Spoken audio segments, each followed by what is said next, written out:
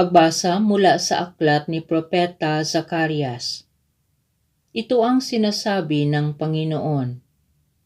Sion, magalak ka at magdiwang. Umawit ka ng malakas, O Jerusalem, pagkat ang hari mo ay dumarating na, mapagwagi at mapagtagumpay. Mapagpakumbaba siya at nakasakay sa isang bisirong asno.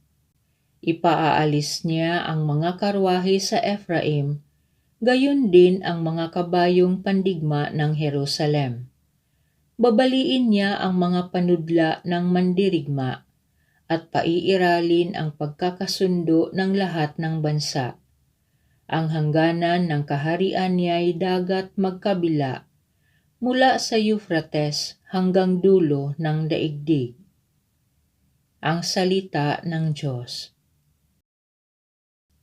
Diyos ko at aking hari, pupurihin kitang lagi. Ang kadakilaan ng Diyos ko at hari aking ihahayag. Di ko titigilan magpakailanman ang magpasalamat. Aking pupurihit pasasalamatan siya araw-araw. Di ako titigil ng pasasalamat magpakailanman. Diyos ko at aking hari, pupurihin kitang lagi. Ang Panginoong Diyos ay puspos ng pag-ibig at lipos ng habag. Banayad magalit, ang pag-ibig niya'y hindi kumukupas. Siya ay mabuti at kahit kanino'y hindi nagtatangi. Sa kanyang nilikha, ang pagtingin niya ay mamamalagi. Diyos ko at aking hari, pupurihin kitang lagi. Magpupuring lahat sa iyo o poon ang iyong nilalang. Lahat mong nilikha ay pupurihin ka at pasasalamatan. Babanggitin nilang tunay na dakila ang iyong kaharian at ibabalitang tunay kang dakila at makapangyarihan. Diyos ko at aking hari, pupurihin kitang lagi. Di ka pibiguin sa mga pangako pagkat ang Diyos ay tapat. Ang kanyang ginawa kahit ano ito ay mabuting lahat. Siya'y tumutulong sa lahat ng tao na may suliranin. Yaong inaapi ay inaalis niya sa pagkagupiling. Diyos ko at aking hari, pupurihin kitang lagi.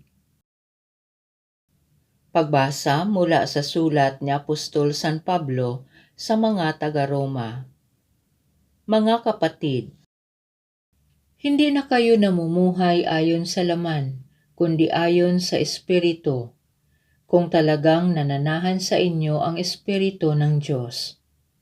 Kung ang Espiritu ni Kristo'y wala sa isang tao, hindi siya kay Kristo.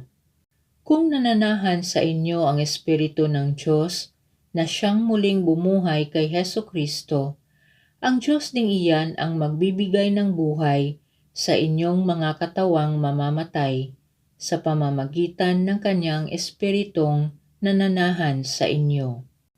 Mga kapatid, hindi na tayo alipin ng likas na hilig ng laman, kaya hindi na tayo dapat mamuhay ayon sa laman, sapagkat mamamatay kayo kung namumuhay kayo ayon sa laman, ngunit kung pinapatay ninyo sa pamamagitan ng Espiritu Santo ang mga gawa ng laman, mabubuhay kayo. Ang salita ng Diyos.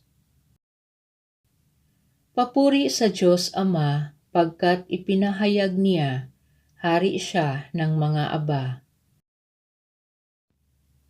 Ang mabuting balita ng Panginoon ayon kay San Mateo. Noong panahong iyon, sinabi ni Jesus, "Pinasasalamatan kita, Ama, Panginoon ng langit at lupa, sapagkat inilihim mo ang mga bagay na ito sa marurunong at matatalino at inihayag sa mga may kaloobang tulad ng sa bata. Oo, Ama, sapagkat gayon ang ikinalulugod mo. Ibinigay sa akin ng aking Ama ang lahat ng bagay. Walang nakakikilala sa anak kundi ang Ama, At walang nakakikilala sa Ama kundi ang Anak, at yaong marapating pagpahayagan ng Anak. Lumapit kayo sa akin, kayong lahat na napapagal at nabibigatan sa inyong pasanin, at kayo'y pagpapahingahin ko. Pasanin ninyo ang aking pamatok at mag-aral kayo sa akin. Ako'y maamo at mababang loob, at makasusumpong kayo ng kapahingahan para sa inyong kaluluwa.